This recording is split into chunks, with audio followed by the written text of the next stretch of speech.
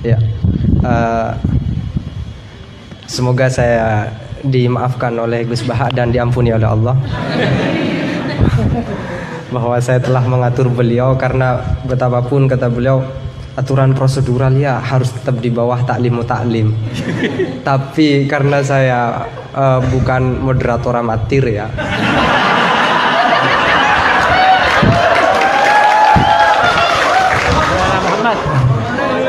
Jadi karena bukan moderator amatir, saya pakai yang satunya, bahwa akhlak itu harus di bawah hukum.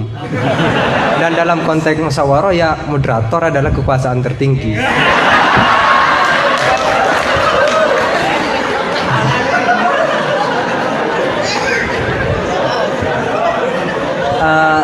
Tapi sekedar nambah cerita itu Gus, di Madura ada seorang yang nanti tak hadiahkan jenengan untuk tadi. Alhamdulillah. Ya teruskan ya. Ada orang Madura sudah haji, sebelum nyampe di rumahnya dia pesan ke tetangganya yang kebetulan waktu itu sudah mondok, tolong aku dibuatin semacam banner yang ada ayat atau hadisnya, tetapi jangan yang sudah ekstrim lah, aku suka yang ekstrim.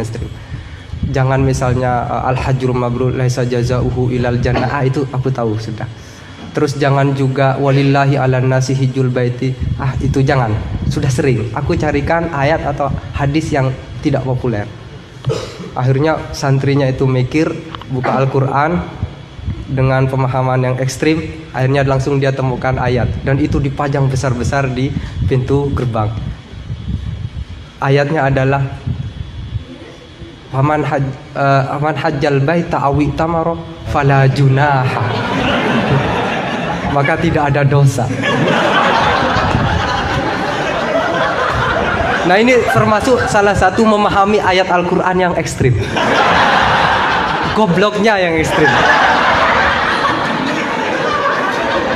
Dibuka dialog. Baik, silakan dua pertanyaan, dua penanya ya. Gus Husen, Putri juga ada, silakan kalau ada. Satuan berarti. Ya, satu putra, satu putri. Kalau putri gak ada, gak apa-apa. Ya, Husen. Bukan milih santri putri. Silakan Ustadz Herudin, siapa Ustadz? Ustadz Asror. Ya, saya persilakan dulu dari Ustadz Asror dulu. Enggak, Ustaz dulu biar takzim, biar saya tahu.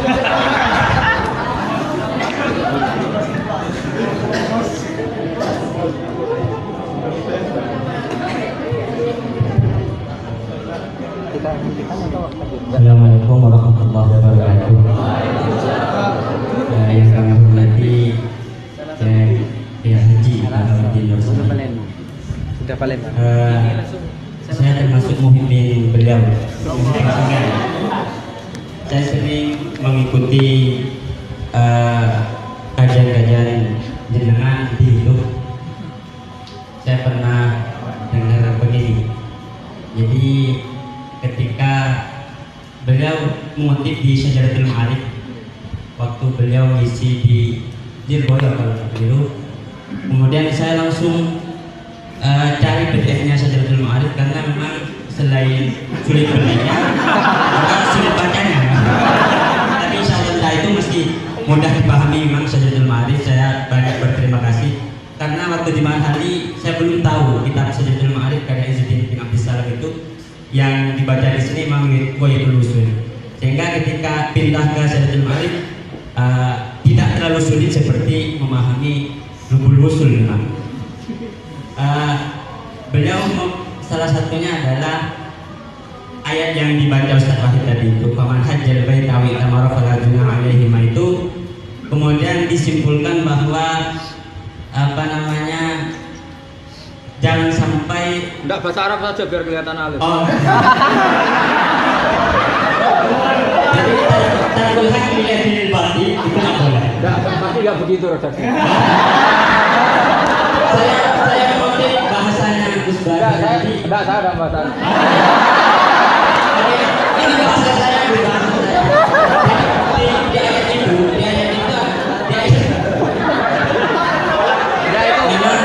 kalau di depan Gus Baha itu semua keilmuan jadi luntur.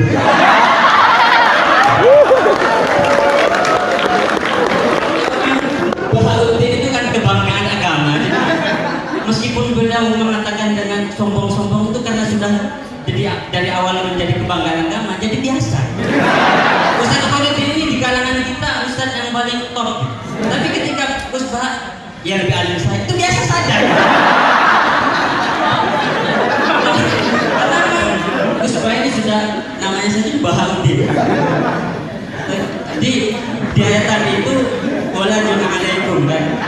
Diceritakan di situ memang dulu ada patung-patung begitu sehingga disimpulkan oleh ulama bahwa tarkul hakli lihat batin itu tidak apa-apa. Apa namanya? Tak boleh. Jadi tarkul hakli lihat batin tak boleh. Saya ini jadi penonton. Yang ingin saya tanyakan begini Gus. Dalam kitab Fajuri yang sering dikaji teman-teman Mahdani, isi Al-Quran itu kan cuma 9. Oh. Iya, isi Al-Quran kalau disebutkan kan cuma 9. Mulai dari halal, haram, kemudian qisas, kemudian tanzir, tausyir, dan ada 9. Saya lupa itu disyairkan oleh Syekh Al-Bajuri disyairkan. Saya tadi cari lagi, enggak ketemu mujizat ini. Tapi itu ada nanti saya di bab head nanti saya persilahkan ke teman-teman di bab head itu di bajurinya ada syiiran tentang isi Al-Quran cuma ada 9. Sehingga bagi beliau kan karena sudah ada halal haram dan begitu, itu ketika ada al-qisah fil Quran dijadikan hukum seperti tadi itu menjadi suatu yang sepertinya kurang. Seperti ini lagi cerita tentang Nabi Ayub. Nabi Ayub itu oleh Allah khud biyadika dhiftan fadrib bihi wala tahnas. Enggak khud liru itu. Wa khud biyadika dhiftan fadrib bihi wala tahnas. Ayat ini kalau di Rawaiul Bayan itu menjadi dasar kebolehan hilah dalam fikih. Quran buang satu huruf enggak boleh. Boleh Gus. Boleh. Ini contohnya. Enggak iktibas ini karena. Ndak iktibas. Oke. Wala ya'tanul fadli minkum ayyutu itu membuang Wala ya tadi apa?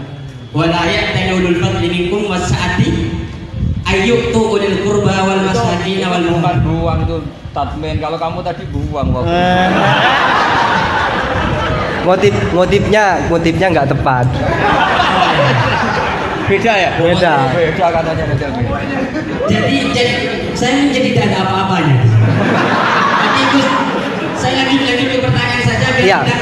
tidak tambah dibully saya. Saya di sini dibully. Pertanyaan saya begini. Yang pertama, Kisahul Quran seperti kisah Nabi Ayub tadi. Itu kemudian oleh ulama dijadikan dasar sebagai jawazul hiyal. Jadi boleh hilah begitu. Karena Nabi Ayub itu bersumpah untuk memukul istrinya sebanyak 100 kali ketika beliau sudah sembuh. Dan tapi oleh Allah kemudian diperintah wahud biar dikadikta. Cukup pukul pakai rumput saja sebanyak 100 kalau di Rawaiul Bayan. Nah ini kemudian jadi dasar bahwa hilah itu boleh dalam Rawaiul Bayan.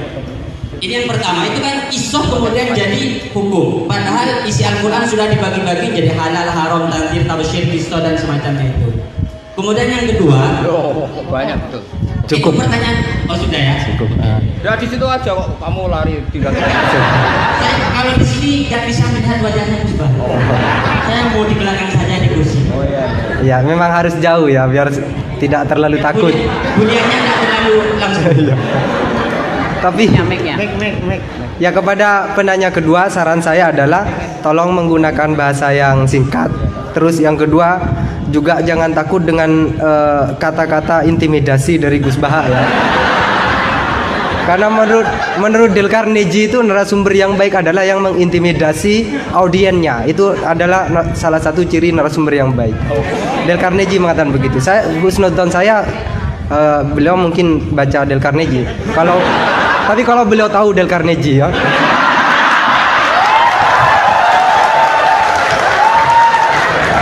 Ya, silakan Saudara Husen. Singkat saja.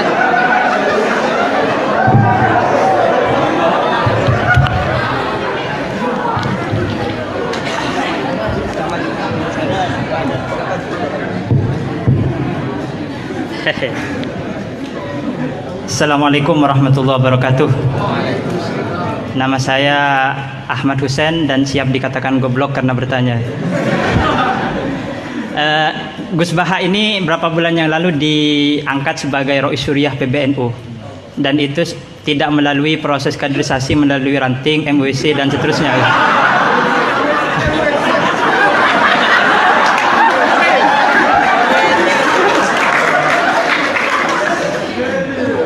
Padahal Ustadz Khairuddin ini di sini paling alim, tapi beliau masih jadi MWC gitu.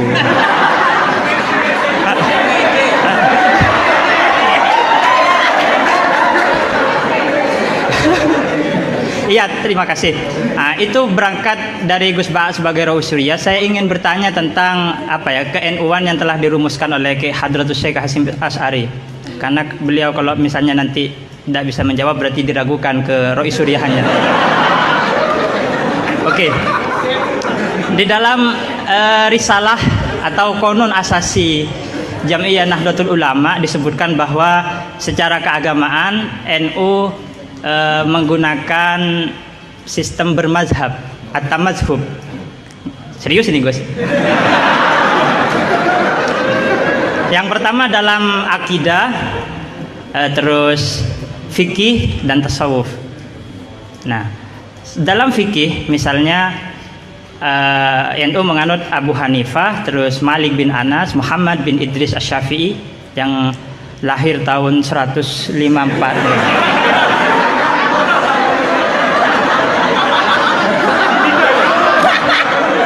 Wafatnya tahun 205. Akhirnya berapa? 154. 50. Mungkin kitab saya ditahrif itu Gus. Umurnya Imam Syafi'i berapa? Apa? Umurnya Imam Syafi'i berapa? 63. 54. Oh iya. Ya intinya umurnya pendek. Lahirnya Imam Syafi'i tahun berapa? 50, pokok 50 lah. 150 sampai 204. Iya, 204. Kalau Al-Ghazali wafat 505. Nah, iya. Ya pertanyaannya gini Gus. Pertanyaannya gini, bahwa sistem bermadhab NU itu yang pertama adalah Al-Quran, As-Sunnah, Ijma' dan Qiyas. Sementara dalam aspek lain NU menganut mazhab Abu Hanifah, Malik bin Anas, yang mana salah satu masodirul ahkamnya adalah misalnya Abu Hanifah menggunakan istihsan, Imam Malik menggunakan amalu ahlil Madinah. Nah, ini seperti ada kontradiksi atau kontradiksi interminus istilahnya itu. Di satu sisi pakai kias, tapi di sisi yang lain kok menerima istihsan gitu, menerima amalu ahlul Madinah. Padahal dalam sistem beragama NU itu landasan keagamaannya adalah Al-Quran, As-Sunnah, Ijma' dan Qiyas. Tapi di dalam ruang lingkup yang lebih dalam bermazhab Abu Hanifah, itu Abu Hanifah menggunakan istihsan. Ini perlu ditambah rumusan Ahlus Sunnah wal Jamaah atau saya yang salah memahami gitu. Jadi yang dimaksud Qiyas di situ apa Gus itu? Kalau misalnya kias hamlu maklumin ala maklumin sebagaimana dalam Goya halaman berapa itu? Terima kasih. Jadi yang dimaksud kias dalam rumusan Ahlus Sunnah wal Jamaah itu gimana? Karena masih ada istihsan gitu kan, ada kontradiksi gitu. Kok kias diterima, istihsan juga diterima gitu. Terima kasih. Semoga Gus Baha paham ya. Ini yang semoga yang nular itu bukan hanya GR-nya ya, tapi juga ilmunya beliau semoga nular. Amin. Saya persilahkan kepada Kiai. Enggak dijawab, gurunya aja cukup. Ini siapa namanya? Abdul Wahid. Yang ini? Husen. Husen.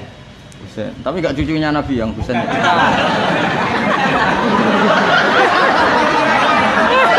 ini juga Husain ya. Husain juga. Ini Husain juga. Husain. Nah,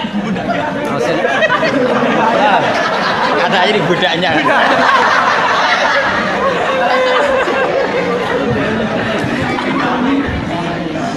Ini yang jelas ini hari ini benar-benar kacau. Kacau sekacau-kacaunya. Ustadznya bingung, santrinya sudah bingung, sombong lagi.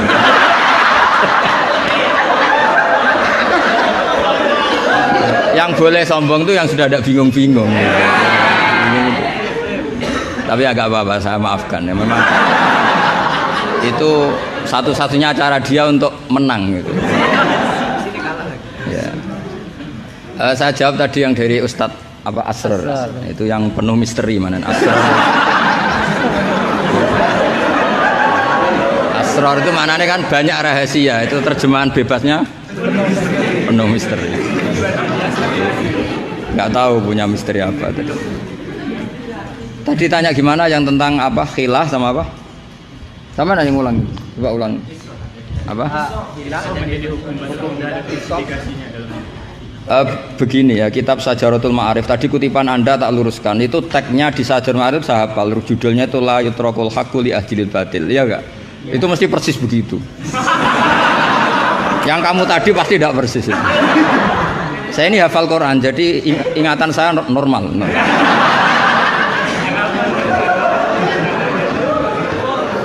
Terus berhalanya namanya apa? Saya ingat kalau berhala yang di Safa dan Marwah, Isaf dan Nailah. Kamu enggak ingat? Enggak ingat sama dan. Gitu kok jadi guru.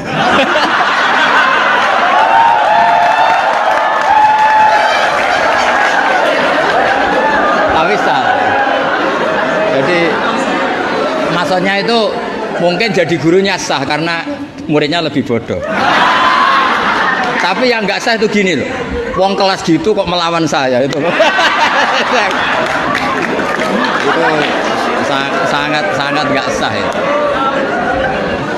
Jadi ibaratkan saya ini sudah tisen dilawan Elias Pikal, bisa mati, bisa mati. Begini ya, saya ini belajar itu banyak. Selain belajar banyak, saya itu punya hafalan banyak. Jadi penting ya, hafalan itu penting karena itu kias atau tadi misalnya cerita itu bahasa Arabnya kisah.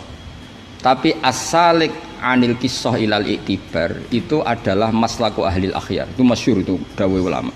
Jadi dari cerita kemudian diiktibar itu maslakul akhyar, manhajnya orang-orang pilihan. Sehingga cerita ini sebetulnya idzoh atau mau idzoh atau kisah ini menjadi iktibar. Dan iktibar masuk yang di antara yang 9 itu. Misalnya begini, sampean guyon di sini. Itu kalau bapak saya masih sugeng, sampean guyon gini dibiarin. Bapak itu pernah sama saya mau manggil santri. Kebetulan di kangkang itu baru guyon, itu bapak balik. Kembali ke dalam nggak jadi manggil. Padahal mau manggil karena ada tamu disuruh melayani tamu. Kata bapak gini, Pak kenapa kembali? Santri itu fakir rada duit. Kok iso guyon itu barang mewah. Maka mengganggu itu haram katanya. Wong fakir ngono kok iso seneng itu luar ya. Mengganggu kesenangan orang fakir adalah dosa. Makanya kalau sampean DR mengalahkan saya monggo mawon. Karena itu satu-satunya cara sampean untuk merasa apa? Menang. Saya ndak usah merasa menang sudah pasti menang. Merasa tidak merasa sudah menang. Ya coba polling saja. Gus Ba sama Ustaz Asrar alim mana? Saya tidak usah jawab.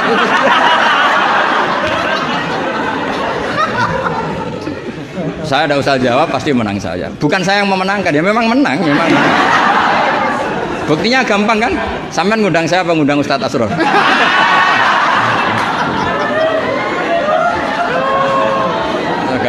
Jadi yang angkuh itu sampean bukan saya kan, bukan saya. Jadi iktibar itu maslaku ahli akhyar. Termasuk yang saya kagum dari kitab Sajaratul Ma'arif adalah ketika malam itu ada rapat, dengerin ya, malam itu ada rapat bahwa besok Musa harus ditangkap.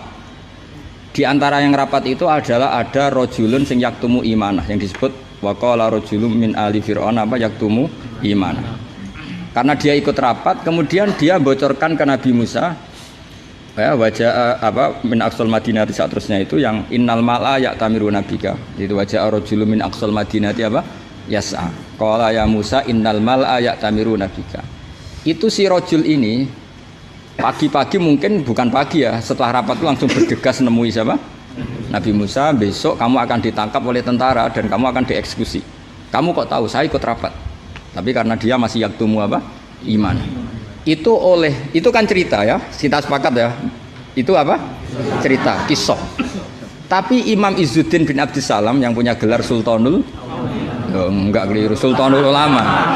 Oh, ini mesti salah gurunya.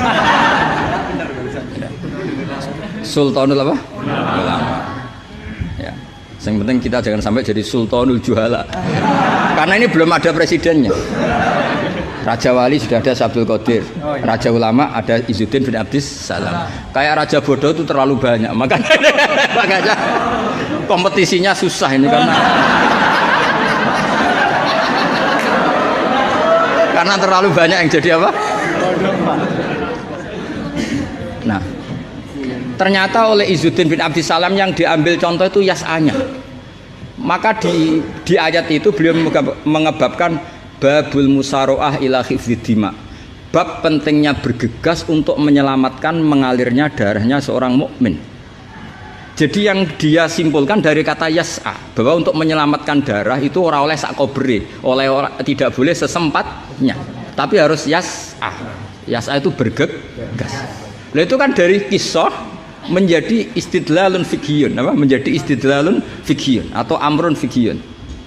Allah tidak mengatakan yamshi tapi yas'a, karena pikirannya rojul tadi jangan sampai menangkapnya Mala'u Fir'aun mendahului larinya Musa. Maka di sini yas'a tidak dimaknani sebagai hanya cerita, tapi kesimpulan secara fikih bahwa untuk menyelamatkan darah itu harus yas'a, harus bergegas.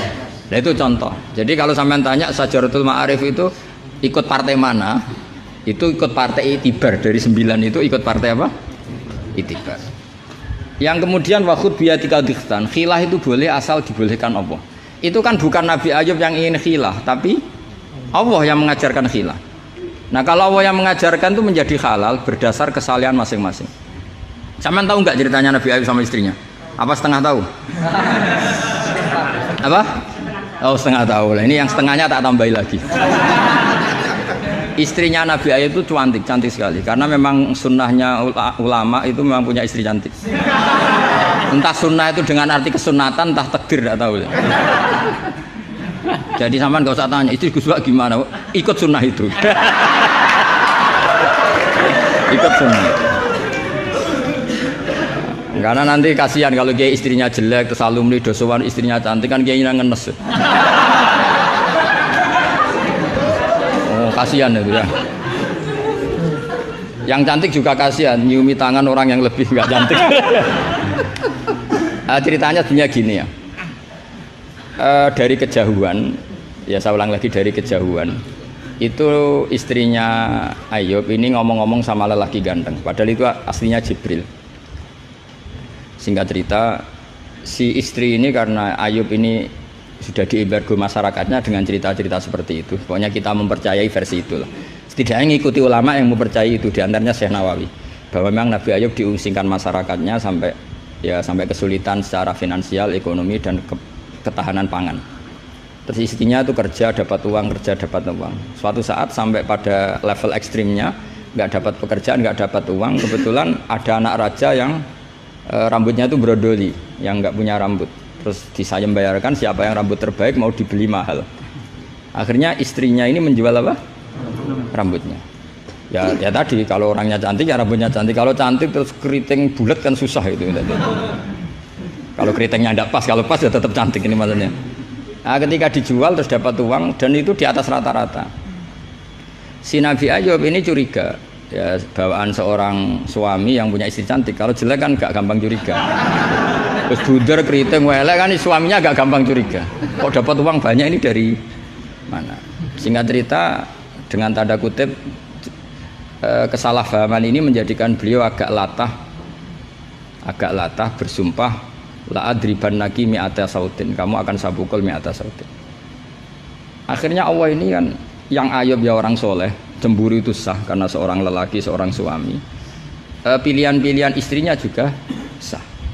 Allah tidak ingin orang solihah seperti istrinya Ayub dapat hukuman yang tidak semestinya. Tapi Allah juga gak ingin hamba yang soleh Ayub ini melanggar sumpahnya. Jadi Allah sendiri yang coro gampangannya memikirkan cara keluar dari sumpah itu. Paham ya? Dan istrinya tidak tersakiti oleh 100 cambuan. Ya 100.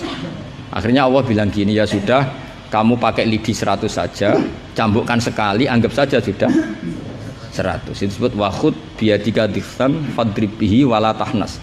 Jadi kata 100 tetap 100, tapi si solihah tadi nggak perlu kesakitan dengan 100 pukulan. Tapi ini yang milih biar Allah, tidak kamu. Kalau kamu yang ngelah pasti kriminal. Jadi ayat itu jelas, wakhud itu khitabun minallah li Ayub, bukan Ayub yang mengkhilah. Makanya ada ayat wa makaru wa makarallah wa huwa khairul makirin.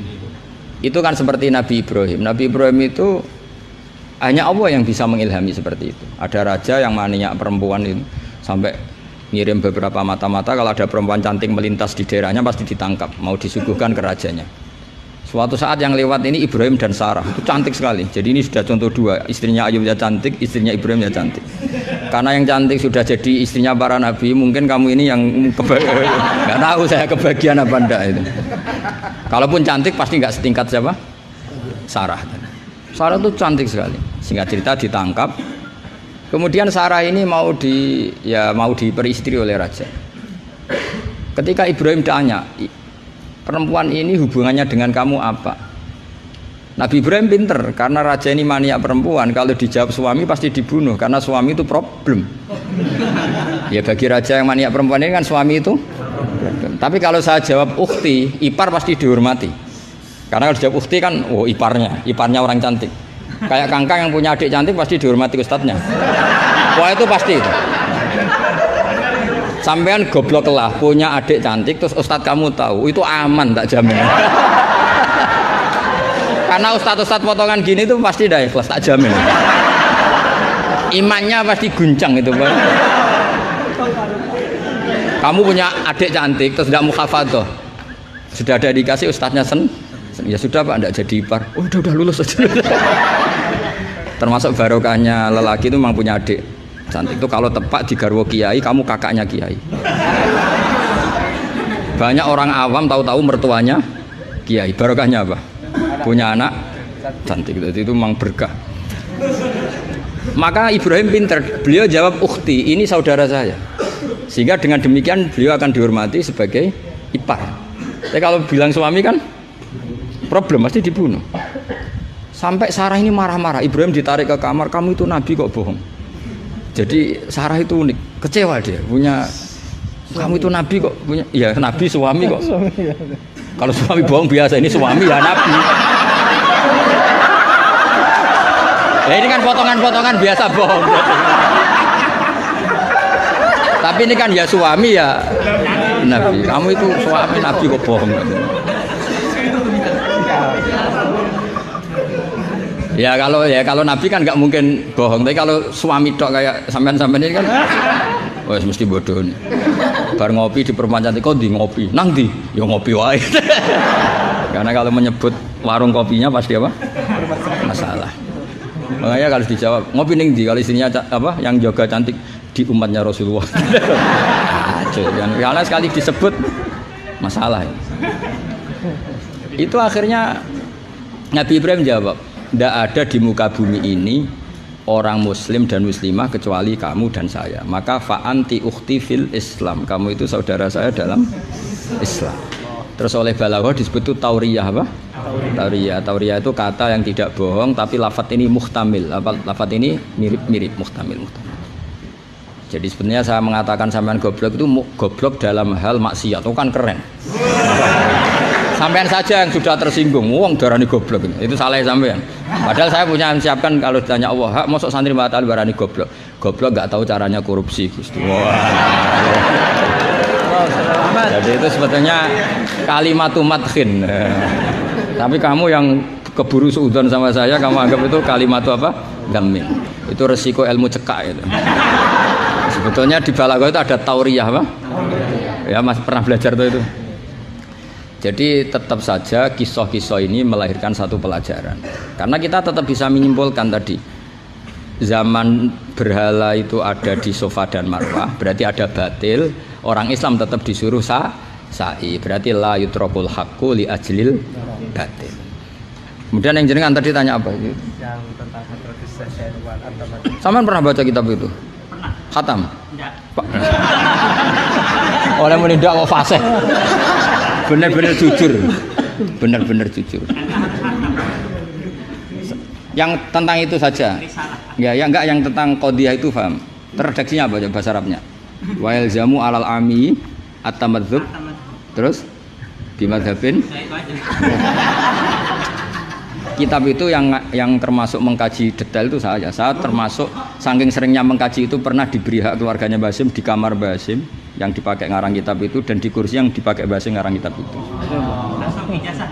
Jadi sudah jauh sekali ini kelasnya. Jadi saya gara-gara neliti kitab itu pernah diberi hak di kamar Basim di kursi yang pernah dipakai Basim. Pas itu yang memberi hak saya masuk itu Gus Fahmi sama Gus Hakim. Gus Hakim itu cucu Basim dari Mbah Mak Somali yang ngarang apa? Jadi Basim punya putri namanya Khairiyah. Khairiyah ini suaminya siapa? Yang di istri siapa? Mbah Mak Somali yang ngarang Sorof. Khairiyah punya putri namanya Abidah. Lah Abidah ini yang punya anak namanya siapa? Gus Hakim. Yang panggilannya Gus Kiki sama Gus Fahmi. Saya diberi hak di kamar beliau di kursi yang dipakai beliau. Jadi saya kemarin di Pak Hamid juga gitu, di Kiai Idris di kamar Pak Hamid Pasuruan di kursi yang dipakai Pak Hamid. Karena kali itu memang sebabnya nasab karena Pak Hamid sepupu dengan mbah saya kan sama-sama dari Lasem apa? Jadi kalau kamu belajar mengutip, saya ini tidak sekedar mengutip sampai wanak tubuh makodamu apa? Wa asarohum itu.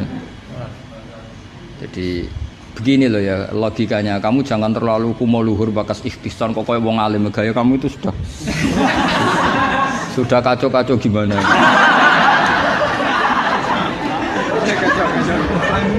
Kayak parah ya. Cerminan ajaran gurunya ini jadi kacau.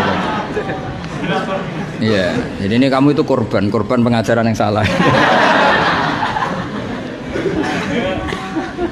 Dan kamu bahasanya juga salah. Menurut NU pegangan itu 4 itu tidak menurut NU, menurut ahli sunnah wal jamaah. Jadi begini ya, kias itu kan sebetulnya hanya bahasa saja. Sebetulnya ya istihsan juga kias. Sebenarnya kalau kita karena ketika seseorang itu menomorsatukan Quran dan hadis, pasti istihsan ini juga tidak keluar dari Quran hadis. Ketika kamu katakan kias, itu juga tidak keluar dari Quran hadis. Maka pertanyaannya menurut Dawud Al-Zahiri sebetulnya kias itu ada apa enggak? Ya bisa saja enggak ada. Misalnya begini, sama tak bedek aja ilmu yang paling gampang. Yang kamu pahami kias itu ada berapa? Awlawi, terus Musawi sama Adna. Yang gampang-gampang saja, yang masih amatiran saja. Kalau di usul fikih istilahnya apa? Lahnal khitab, fahwal khitab. Ngono kok lali yo ya. Aku sing wis tokoh nasional lilingan. Harusnya lupa itu saya pantasnya karena sibuk.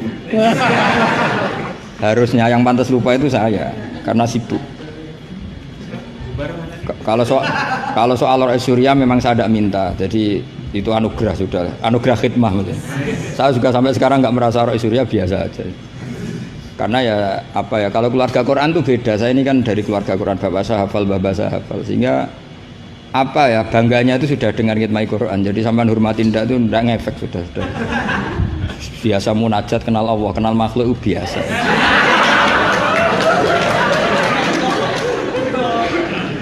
Biasa ma'rifatullah dijak ma'rifatul khalqi.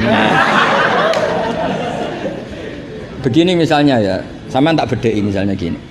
Fala taqul lahuma uffin atau innal ladzina yaquluna amwalal yatama zulman. Kita paling gampang kalau kita ngajari Ma'had Ali seperti ini, yang gurunya saja meragukan ini, yang kepala. Itu kias paling gampang tentu kita katakan gini. Allah mengharamkan memakan harta anak yatim. Ilatul hukumnya apa coba? Ifsad kan? Nah, kalau aklu itu haram karena ifsad, maka ikhraq lebih haram. Kalau ufin yang adnal iza, ya ufin muni janjuk pada orang tua atau hus, ya Kalau adnal idza paling ringan saja haram, apalagi nabok, apalagi menterlantarkan orang tua gak dikasih uang sampai utang-utang tonggo, itu ya idza itu. Nah, itu terus kita lebih gampang kita katakan tuh kias apa? Aulawi. Tapi itu gampangnya saja. Tapi butuh ulama itu hanya satu. Orang nggak boleh terjebak oleh teks. Kalau terjebak oleh teks seperti saya cerita setiap ngaji itu, di mana-mana saya cerita itu naifnya orang terjebak teks. Yaitu tadi misalnya ada santri yang dilaporkan oleh istrinya ke kiainya, Pak Yai, alumni Anda ini sering naboi saya. Nabok itu kan pakai tangan. Karena terus kiainya bilang gini, "Cong jogeman naboi istrimu." Suatu saat kalau mau idak pakai kaki, jenenge nyadui.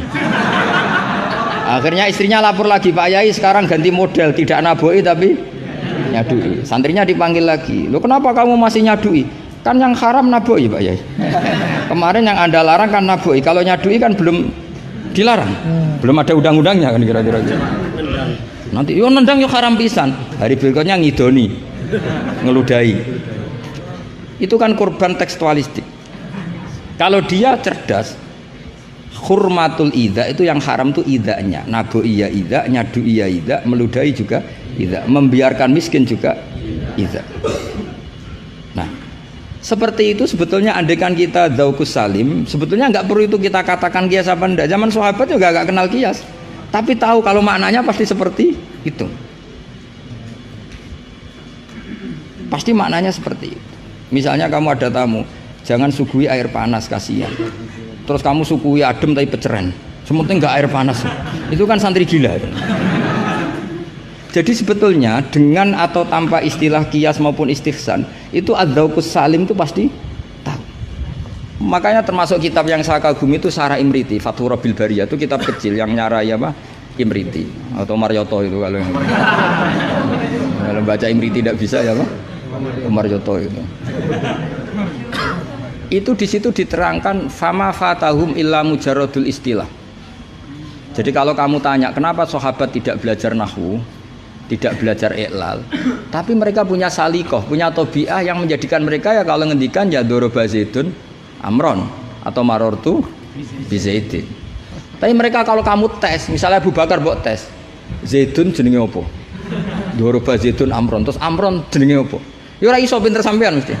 Sampean pinter, zaidun fa'ilun marfu'un wa alamatu rafi'i dhammatun dhahiratun. Qali annahu ismul mufrad, amron maf'ulun bih, mansubun wa alatun. Mesti ra iso, mesti pinter sampean. Tapi sampean mesti ditertawain Abu Bakar. Karena ditertawanya gini. Kang, pelaku pemukul siapa? Zaidun. Berarti Zaidun jadi apa? Fa'il. Ya wis suwe agar subjek bahasa Arabe ya fa'il. Sing dipukul sapa? Amron. Jenenge apa? Maf'ul. Lah ya angger objek jenenge ya madrub, jenenge. Ngono wae kok butuh jeneng, bocah kok goblok. Mesti gitu kira-kira. Jadi sebetulnya ketika kita punya istilah yo ono naive dhewe. Wong karuan pelaku yo bahasa Arabe mesti fa'il. Wong karuan objek yo jenenge maf'ul. Lah Anda ini masih bangga dengan istilah itu. Loh iya kan, agama ini kan mengajarkan kebaikan. Tentu sesuatu yang kebaikan itu dianggap agama. Makanya Abu Hanifah membolehkan istihsan. Nah karena beliau itu orang soleh, pasti pegangannya Quran dan hadis. Artinya istihsan yang tidak keluar dari Quran hadis. Ya sama kita bahasakan itu kias, mereka bahasakan nggak ada masalah. Dan zaman sahabat nyuwun sewu nggak tahu istilah itu semua, memang nggak perlu tahu karena masih punya dzauqus salim. Makanya sahabat itu pinter sekali kan, tapi nggak perlu kamu tes. Karena kalau kamu tes juga buyur. Mbah Abu Bakar, ya Abu Bakrin tak takok idoroba zaitun amron, mana yang fa'il? Mesti guyu. Wong karuan sing mukul Zaid ya fa'ile ku. Zaid. Maknane fa'il itu pelaku. Amron maf'ul bi, mesti angger korban objek jenenge amron. Oh yang wong di ilmu ngono kok bangga. Cara Abu Bakar mesti iki cerita. Makanya disangkan fama fatahum illa mujarradul istilah. Sahabat itu hanya nggak tahu istilahnya tapi membacanya sudah benar. Nah kenapa tidak tahu? Memang tidak ingin tahu, gitu saja kok perlu tahu. Loh kok udah tahu ya? Coba lam itu namanya apa? Jazim. Berarti yadrib namanya madzum. Terus Abu Bakar mbok warani yadribu, kenal lam menjadi lam yadrib. Lam jazim, yadrib madzum. Ya wis suwe le jong-jong angger amile. Inna Zaidan qaimun, inna amil Zaidan makmur. Mesti yuk Abu Bakar juga ya. Cong ro ilmu ngono kok seneng merakaruan. Ya mesti wae. Itu kan makanya dulu bahasa Arab dulu itu tidak ada kata zaujah. Kata zaujah itu bid'ah gitu. Mbok Hasanah Bodolala enggak tahu, pokoknya bid'ah. Di Quran enggak ada loh bahasa zaujah, Mbak ini perlu tahu. Enggak ada bahasa zaujah. Coba. Asa rabbuhu in tallaqakunna ayyubdilahu azwajan. Azwajan jamaknya zaud apa jamaknya zaujah? Loh, azwajan jamaknya zaud. Azwajan jamaknya apa? Zaud. Di Quran nggak ada bahasa zaujah karena maknanya zaujun itu pasangan. Kalau dikatakan lelaki maknanya perempuan. Kalau dikatakan perempuan maknanya lelaki karena zaujun maknanya pasangan. Ndak berhubung jagani wong ora pati pinter mau. Akhirnya terus ono zaujah. Di Quran nggak ada. Coba an-nabiyyu aula bil mu'minina min anfusihim. Terusannya ayat apa? Wa azwajuhu ummahatuhum. Ayo. Azwaj zamannya zaujun apa zamannya zaujah? Zaujun, zamannya zaujah, zaujat. Mau belajar bahasa Arab sih kok bantah bocah ora sopan. Tapi berhubung jagane wong goblok-goblok iku. Akhir ono zaujun. Ono zaujah sebetulnya cara wong ditaku salim wae ada zaujun itu pasangan. Coba lihat di Bukhari, Ana Aisyah zaujin Nabi. Jarang Imam Bukhari bilang zaujatin Nabi. Ana Aisyah zaujin Nabi. Karena itu masih bahasa Arab orisinil. Belum kena Mahat Ali sini masih orisinil. Ya belum kena asrori dia. Karena maknanya zaujun itu apa? Pasangan. Jadi kalau dikatakan zauju Zaidin berarti imro'atu Zaidin. Kalau yang ngomong itu misalnya zauju Aisyata ya siapa? Pokoknya mau pikir seperti itu. Tapi gue beda no, ben wong gue gampang ono zaujun. Tapi Quran nggak pakai bahasa itu, masih pakai bahasa orisinal. Makanya disebut an-nabiyyu aula bil mu'minina min anfusihim wa azwajuhu ummahatuhum. Azwaj huna jam'u zaujin. Zaujin maknanya pasangan. Dong ya. Jadi bahasa ngalamilah. Sahabat tuh nggak perlu tahu bahasanya sampean nggak perlu. Coba kalau sampean ketemu orang Arab, ditakoki ya diguyu orang Arab. Sekolah ning di anakmu, sekolah ning madrasah. Kalau ditanya madrasah terjemahnya apa? Sekolah. Berarti sekolah-sekolah kan. Jadi lucu kita. Sampun itu sudah, bakdo ya. Sudah. Orang Jawa jadi satu sampun, bakdo. Bakdo itu bahasa Arab. Maknanya ya sudah. Nah, sahabat tuh tahu betul apa karena punya zaukus salat. Sehingga pernah juga ini cerita kedua dan ini terakhir, nggak boleh tanya lagi. Ketika ada seorang khotib menceritakan Allah ngendikan fa rabbis samai wal ardi innahu lahaqqum misama annakum tantikun. Itu ada orang Arabi ngaco. Mangdalladzi akhdabal jalil hatta alja'u ilal yamin. Ayo hafalkan Pak Asrori ben latihan hafalan apa? Mangdalladzi akhdabal jalil hatta alja'u ilal yamin. Pak Khotib, saya mau tanya, siapa yang bikin Allah murka sampai Allah dipaksa sumpah? Karena orang kalau sampai sumpah itu artinya nganggep mukhatabnya tidak percaya. Makanya di balaghah ada urutannya. Kalam itu kalau nggak ada pengingkaran nggak usah pakai taukid. Kalau ada pengingkaran pakai taukid. Kalau pengingkarannya banget pakai qasam. Termasuk pakai apa? Artinya gini, kalau Allah sudah sumpah pasti indikasi Allah sedang duka. Karena qasam hanya untuk mukhatab yang tidak percaya. Makanya ketika ada khotib baca fawarabbis sama iwal ardi innahu lahaqqum misama annakum tantikun. Langsung Arabi tadi tanya man dalladzi akhdubal jalil. Itu siapa Pak khotib yang bikin Allah marah sampai Allah harus sumpah? Ini namanya adzaukus. Tapi ya enggak usah kamu tes. Itu namanya apa? Faidatul khitab wa lazimul faidah. Faidah apa lazimul? Ya nggak bisa, kalau zaman dulu ya nggak ada istilah itu. Istilah itu kita bikin. Jika mukhatab khaliyadhini begini, kalau agak nggak percaya terus kamu sok pinter. Jika mukhatab ingkar maka gini. Ya memang bahasa Arabnya nggak percaya kok ingkar dul ngene kok ora roh. Tapi kamu anggap bahasa Arab itu luar biasa. Ya kan normal kan sebetulnya itu normal. Dong ya sudah ya. Ya sudah. Ya sekira mohon maaf ya muga-muga kula ya disepuro pangeran. Tapi yang jelas itu lebih salah sampean. Yang seneng kiai kok ngatur apa? Gus Bah harus datang tanggal ini jam ini. Cek keren yang ngatur. Ya, saya kira demikian. Assalamualaikum warahmatullahi wabarakatuh.